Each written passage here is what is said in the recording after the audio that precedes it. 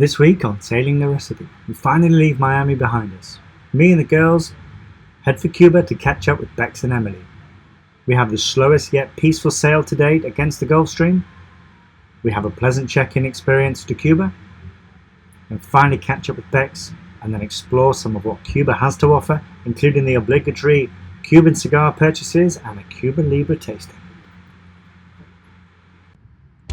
Welcome to another episode of Sailing the Recipe. I'm Colin and this is my wife Bex. Together with my 3 daughters, we put our Michelin star restaurant on hold during COVID to live a life on a sailboat. Meet our new floating home, The Recipe. We're on a journey of a lifetime to discover new places, new cultures and new people, as well as exploring what the world has to offer under the sea. Hit that subscribe button to follow our journey every Sunday and see where our recipe takes us next.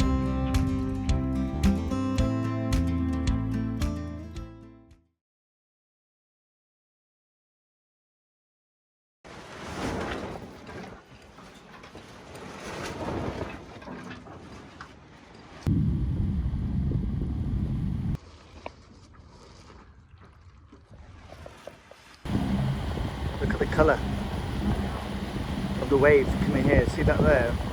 Well, this is painfully slow. Definitely the slowest we've ever sailed. We're doing about 1.3 knots.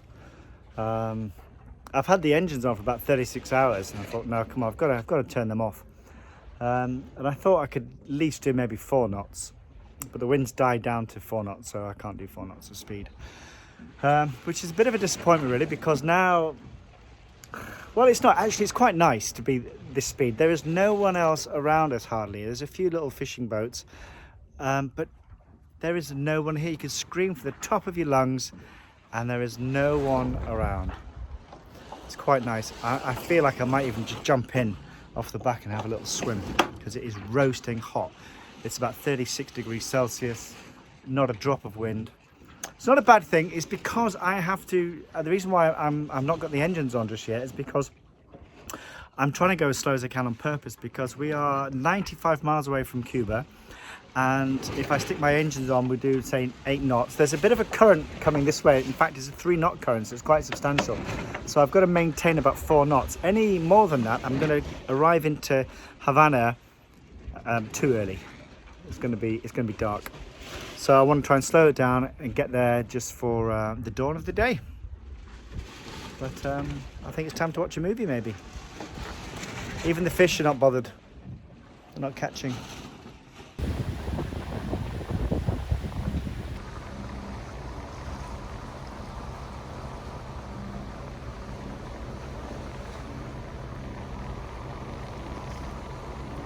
Yes, hold on to me now. Yes.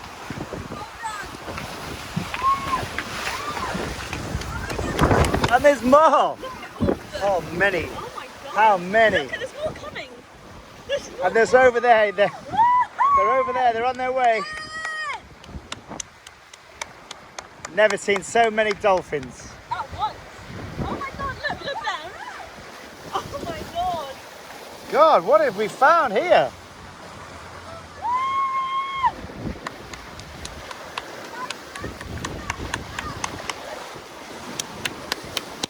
There's not enough space for them all. Oh my god, they look amazing.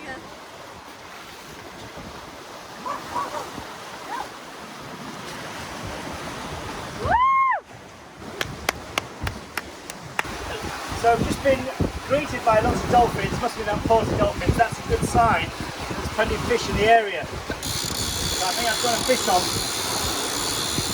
It's quite, Have we lost it? yeah, I think so. No!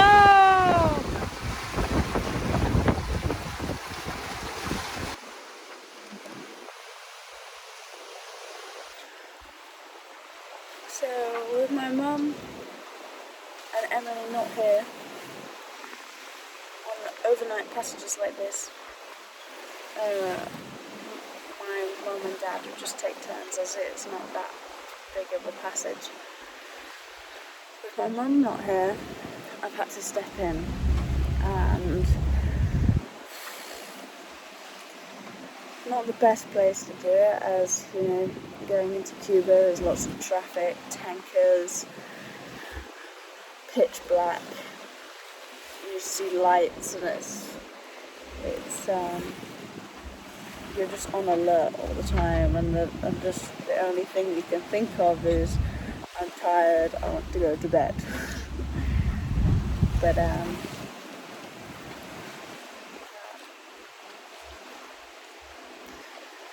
the stars make up for it. The stars have been pretty cool.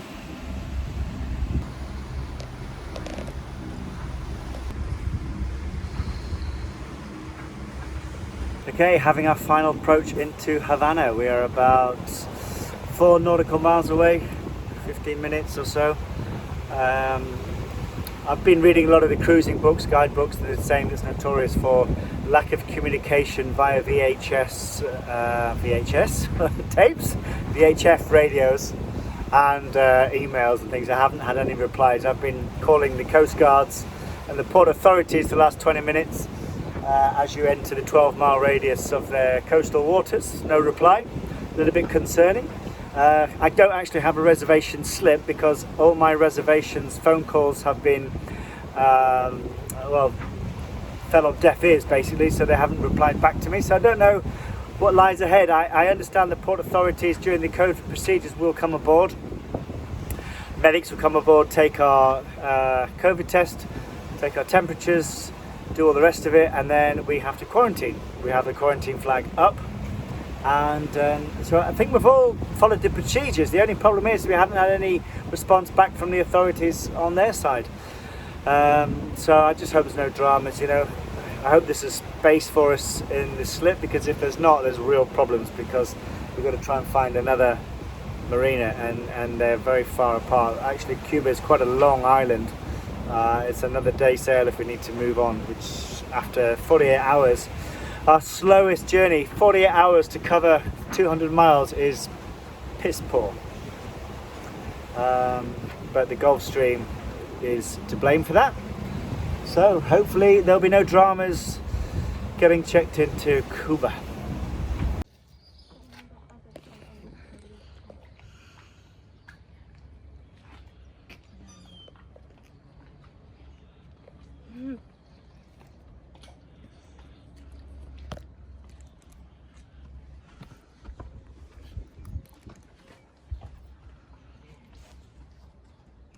We're in Cuba. So I think protocols, we've got to stay on board. Got the health guys to come and see us now. Give us a COVID test and see what you got to do. I think I'm going to go brush my teeth. Okay, we've checked into Cuba. No dramas. Very good. So we have had to quarantine for 3 days, or 1 day or 2 days, depends when they get my results back. So they get results back within 24 hours or 72 hours. In the meantime, they have put us on this beautiful little river dock, which is very nice. Let's change the temp. There we go. So that's very nice. This marina is quite basic, but it's got scuba shops, it's got tennis, it's got lots of things like that. He's screaming at me. We all just thought we could hear Bex kind of screaming and shouting, but I think it was a parrot. I thought I heard a Colin! But we're all looking eagerly, but I don't think it was her. May have been like a tyre from a car. Anyway, so we're here for 3 days, and then we are free to roam Cuba. They're quite precious about security, I've got to say. They've taken my drone and they've wrapped it in sellotape and plastic bags. They've taken my sat phone, my flares. So I suppose they're quite sensitive about certain things. I can't really take pictures and film too much. Unfortunately, I couldn't film the check-in process, nor could I film the officers confiscating the drones, etc., for obvious reasons. So anyway, very friendly people so far. And the vibe is feeling good in Cuba. Just waiting for, hopefully Bex can turn up today, tomorrow. I've got no idea which hotel she's in, got no idea where she is. I've got no idea if she's got any idea about where I am. So we're all just as confused.com as each other.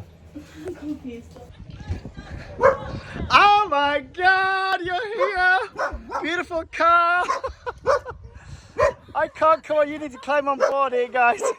Pull us in, pull us in.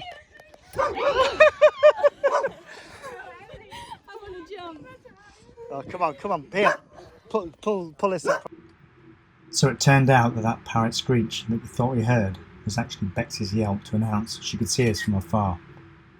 Unfortunately, we didn't get much filming done of the family reuniting. I suppose after 8 weeks, the priority of just being with each other topped the filming process.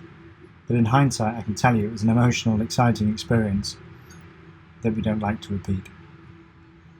Bex and Emily brought a total of 5 large suitcases filled with boat goodies, equipment, educational books, along with much needed bikinis and swimwear.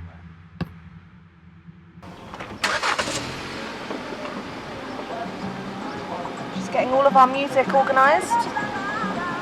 Where are we going? Havana! Havana, look at this car, all squished up. Complete with pooch. Well, what's the first thing we've got to do? Get fuel. Why is that? They gave me a litre bottle with my rental of petrol.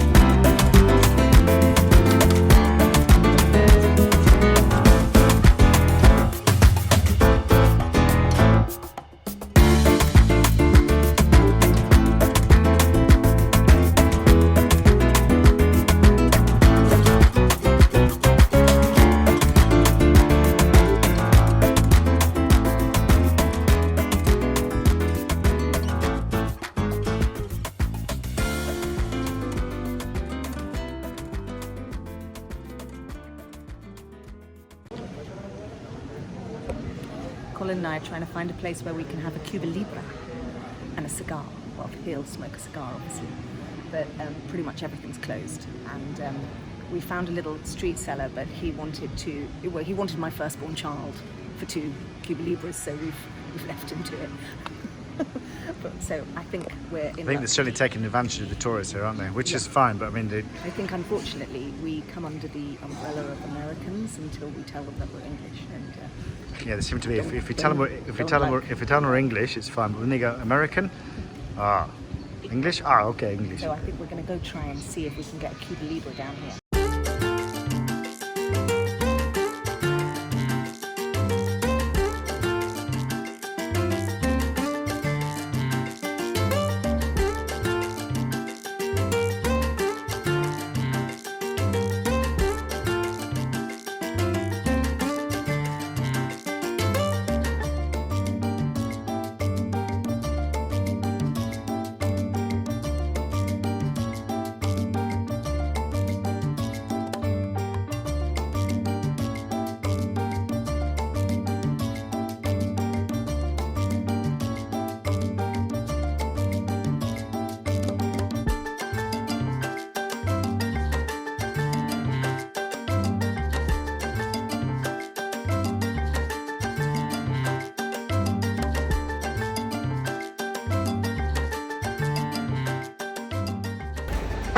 I look like a proper tourist walking through Havana. It's exactly what you'd imagine. All these big buildings, hustle and bustle. Far cry from the Bahamas.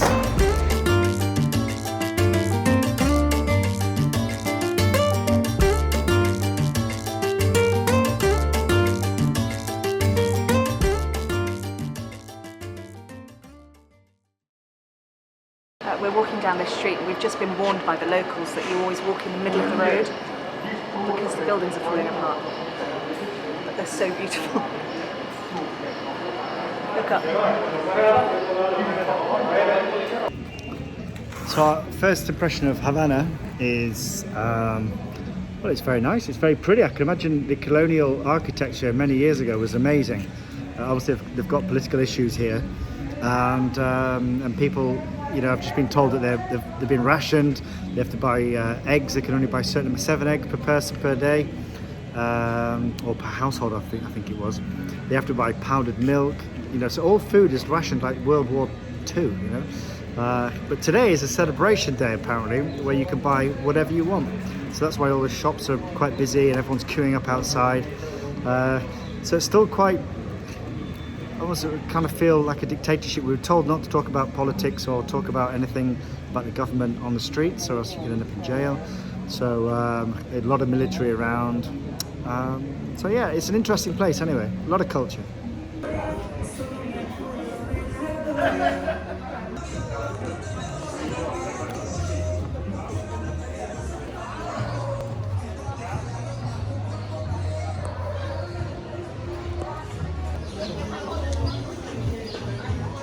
Is it good?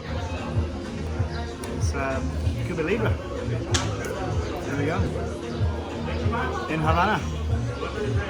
What else can we do?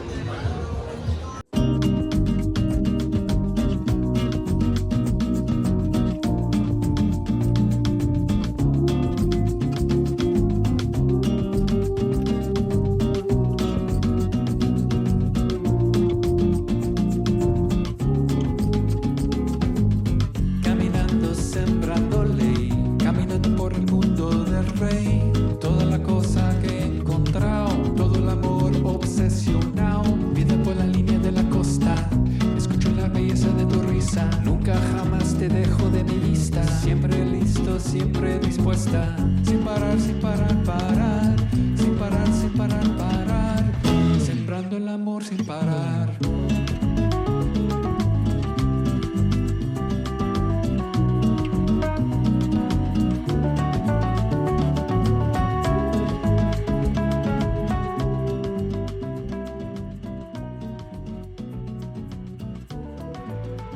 The famous Cuban cigar. A cigar is a rolled bundle of dried fermented tobacco leaves ready to be smoked. Cigars are produced in various sizes and shapes. Since the 20th century, almost all cigars are made with three distinctive components: the filler, the binder leaf which holds the filler together, and the wrapper leaf, which is often the highest quality of leaf used. Often there will be a cigar brand printed on the outside of the cigar which carries the manufacturer's logo.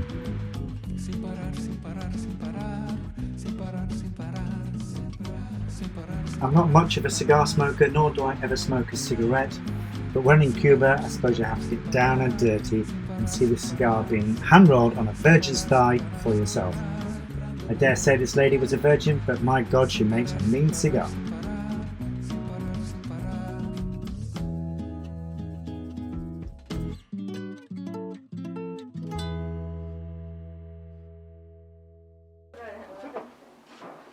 So if you're going to come to Cuba, you have to have a Cuban cigar. The world's best cigar. I'm like a kid in a china shop. I don't smoke a great deal, I don't smoke any cigarettes, but if you're going to have a cigar, you're going to have some Romeo and Juliet, Partagas, Cohiba, Monte Cristo. It's amazing. Of course, we get some Havana Club. I feel like Ernest Hemingway. Never mind, eh? I've just dipped my toes back in the Caribbean Sea for the first time in 7 weeks. And it was super warm and lovely. And we're going to go spend the afternoon after we've all eaten sitting in the water and enjoying the sunshine. Obviously, Cuba is in the height of the pandemic. Everybody's very strict about mask wearing. Because of the American embargo, everybody's being rationed. So it's very difficult to purchase anything. Everything just seems really hard for the locals here. If it's hard for a tourist, it's doubly hard for the locals, and it's tough to watch actually. But they're all super friendly and so lovely and eager to help and just, you know. Gracias. Thanks for watching, guys, much appreciated. Join us next week when we have a little bit more drama. We decide not to stick around in Cuba, but go ahead and aim for Mexico. Find out the reason why. Don't forget, hit that subscribe button, share and like, leave us a comment. See you next week. Cheers, guys.